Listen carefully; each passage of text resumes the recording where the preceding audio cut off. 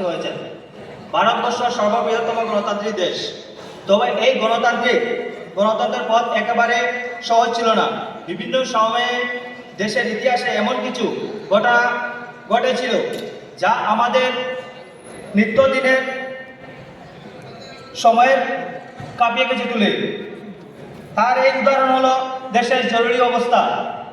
25 June 1975 খ্রিস্টাব্দে থেকে 21 March 1977 এই 21 মাসে জরুরি অবস্থা সময়কে ভারতীয় গণতন্ত্রের সবচেয়ে কালো অধ্যায় বলে আমরা মনে করি।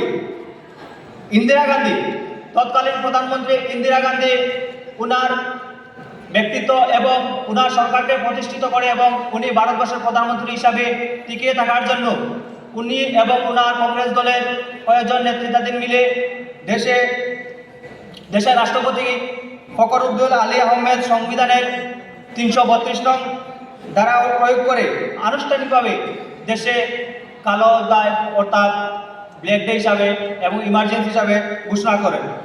এর আগে ভারতবর্ষের জরুরি অবস্থা ঘোষণা হলেও সেই সিদ্ধান্তের সাথে দেশীয় রাজনীতির সম্পর্ক ছিল না। জরুরি অবস্থা ঘোষণার অভিশপ্ত সেই 25 জুনের রাতে রাজধানী দিল্লির বেশিরভাগ মিডিয়া এবং প্রিন্ট মিডিয়ার অফিসে বিদ্যুৎ সংস্পর্শ থেকে বিরত রাখেন।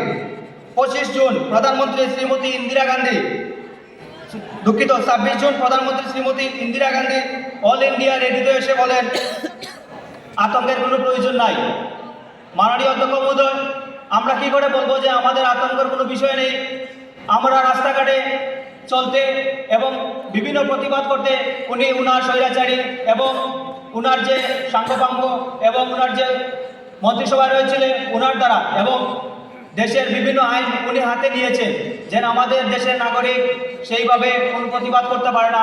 যেমন আমাদের একটি উদাহরণ RSS এবং তৎকালীন আমাদের প্রাক্তন প্রধানমন্ত্রীও ছিলেন ডক্টর অটল বিহারী বাজপেয়ীজি এবং কিছুক্ষণ আগে ওনারা বলেছেন যে আমাদের ভারতবর্ষের যারা প্রতিবাদ করেছিল তাদেরকে জেলে পুড়িয়ে দিয়েছেন, বিভিন্নভাবে ওদেরকে হত্যা করেছেন যারা এই দেশের জন্য কোনো প্রতিবাদ করতে পারেননি।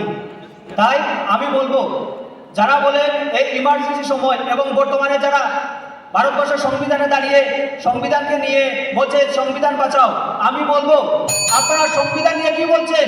আপনারা নিজেই সংবিধানকে তৈরি করতে পারেননি, সংবিধানকে বাঁচিয়ে রাখতে পারেননি, আপনারা আবার বিধানসভা এবং পার্লামেন্টে বসে বসেন এবং ভারত বাঁচাও বলে বলছেন আমাদের সংবিধান রক্ষা করতে হবে। আপনারা নিজেই একজন কালো, আর আপনারা কেউ বলবেন মানব সমাজের কাছে। তাই আমি আর বেশি কিছু বলবো না। অধ্যক্ষ মহোদয়, আজকে আমাকে সংক্ষিপ্ত আলোচনা করার সুযোগ করে দিয়ে আমাকে ধন্যবাদ জানাই। আমি আপনাদের কাছে চিরকৃতজ্ঞ থাকবো।